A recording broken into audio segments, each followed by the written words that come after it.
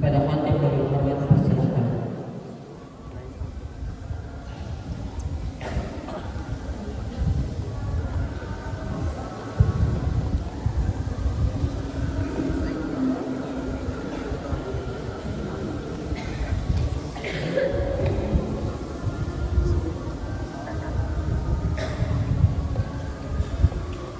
Assalamualaikum warahmatullahi wabarakatuh.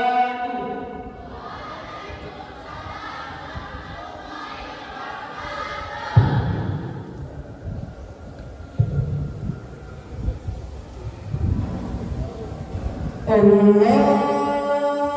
Akbar, Allahu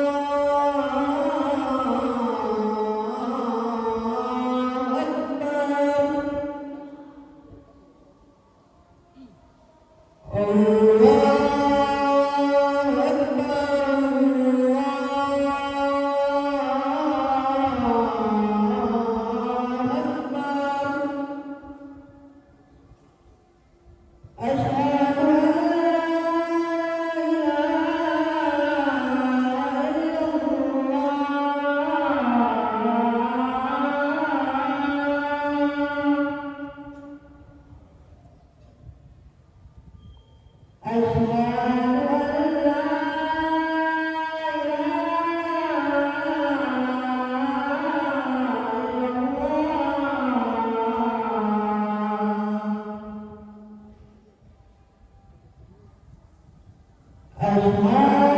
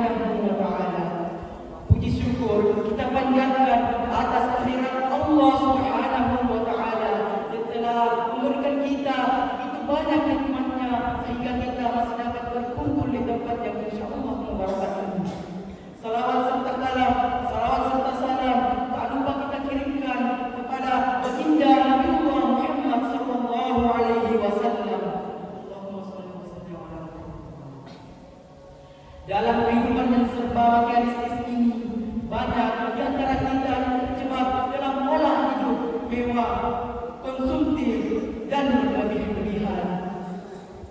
Padahal Islam mengajarkan kita untuk hidup sederhana, penuh qanaah, dan menjauhkan diri dari sifat boros dan berfoya-foya. Ada cukup banyak ayat di dalam Al-Quran dan hadis Rasulullah SAW yang menyebutkan tentang pola hidup sederhana. Salah satunya disebutkan dalam surah Al-Furqan ayat 67 yang berbunyi, "Walladzina idza anfaqu lam yusrifu wa lam yaqturu wa kana baina dzalika qawama."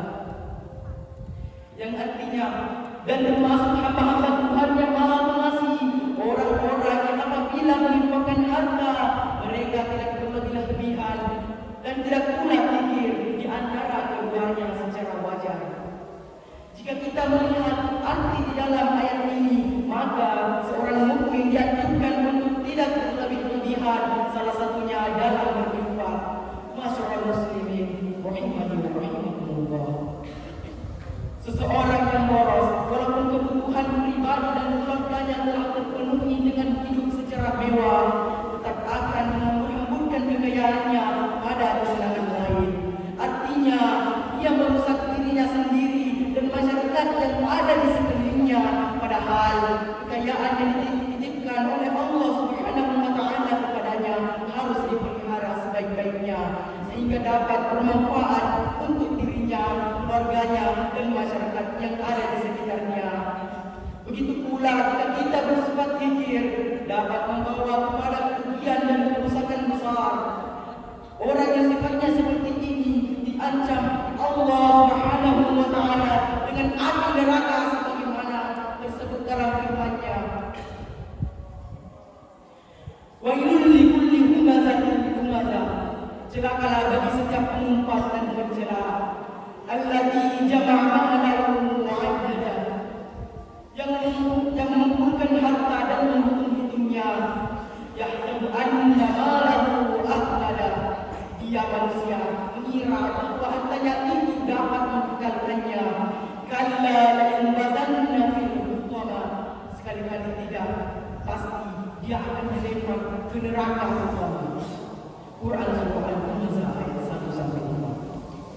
Jadi jelas disebutkan bagaimana seharusnya sifat orang mukmin dalam menafkahkan hartanya. Dia tidak bersifat boros hingga tidak memikirkan hari esok, dan tidak pula bersifat kikir sehingga menyiksa dirinya sendiri karena hendak mengumpulkan hartanya. Kalau kaya, kita dapat membantu orang sesuai kekayaannya, dan kalau miskin, dia dapat menguasai hawa nafsu yang ada pada dirinya dengan hidup secara sederhana. Masyaallah muslimin rahimani wa rahimakumullah. Kesederhanaan tidak hanya tercermin dalam gaya hidup saja, tetapi juga dalam pola pikir mencari penghidupan. Tuntutan dan keinginan akan selalu disesuaikan dengan kemampuan, sehingga tidak ada rasa ingin menguasai hak orang lain di luar haknya. Sebuah perkataan yang perlu dipikirkan, cukupkanlah hidupmu dengan penghasilanmu. Masyaallah muslimin rahimani wa rahimakumullah. Kisah kesederhanaan Rasulullah SAW terekam dalam sebuah hadis yang menceritakan betapa beliau tidak mempunyai keinginan menuntut harta, padahal jika mau sangatlah mudah baginya. Ketika Islam telah berkembang luas, ketika kaum muslimin telah memperoleh kemakmuran, sahabat Umar bin Khattab radhiyallahu anhu berkunjung ke rumah Rasulullah SAW. Ketika dia telah masuk ke dalam rumahnya, dia tercengung melihat isi rumah beliau yang ada hanyalah sebuah meja dan alasnya hanya sebuah jalinan daun kurma yang kasar, sementara yang tergantung di dinding hanyalah sebuah geriba yang tempat air yang biasa beliau gunakan untuk berwudu. Muncullah keharuan muncul dalam hati Umar radhiyallahu anhu tanpa disadari. Air matanya berlinang, maka kemudian Rasulullah SAW menegurnya, "Gerangan apakah yang membuatmu menangis wahai Umar?" Umar pun menjawabnya, "Bagaimana aku tidak menangis ya Rasulullah? Hanya seperti ini keadaan yang kudapati di Pakuan. Tidak ada bergegas, tidak ada kekayaan kecuali sebuah meja dan sebuah geriba. Pada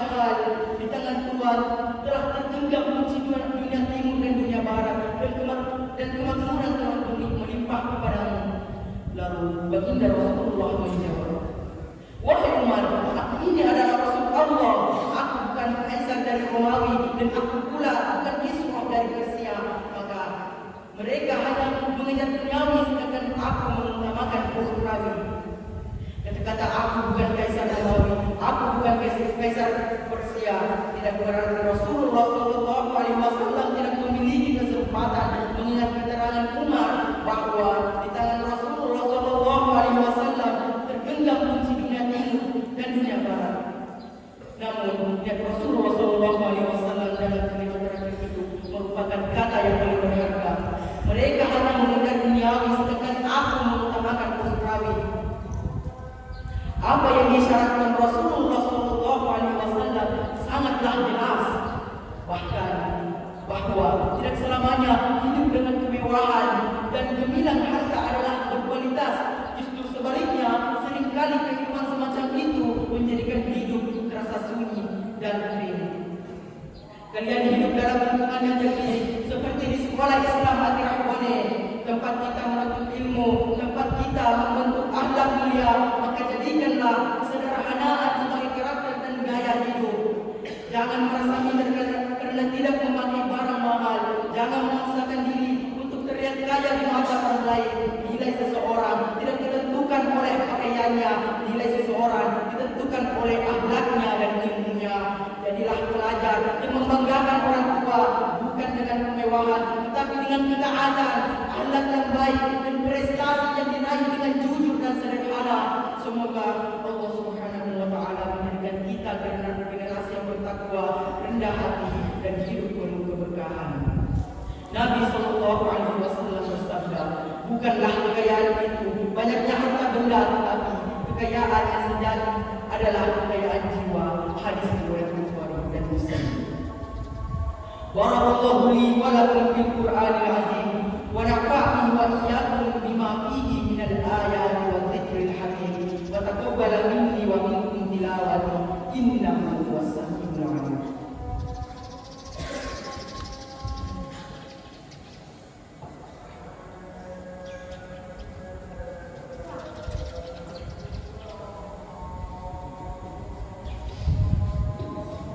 Alhamdulillahilladzi hadana li hadza wa ma kunna linahtadiya laula an hadana Allah. Asyhadu an la ilaha illallah wahdahu la syarika lah wa asyhadu anna Muhammadan abduhu wa rasuluh. Allahumma shalli wa sallim ala Muhammad wa ala alihi wa ashabihi wa man tabi'ahum bi ihsan ila yaumiddin. Amma ba'd.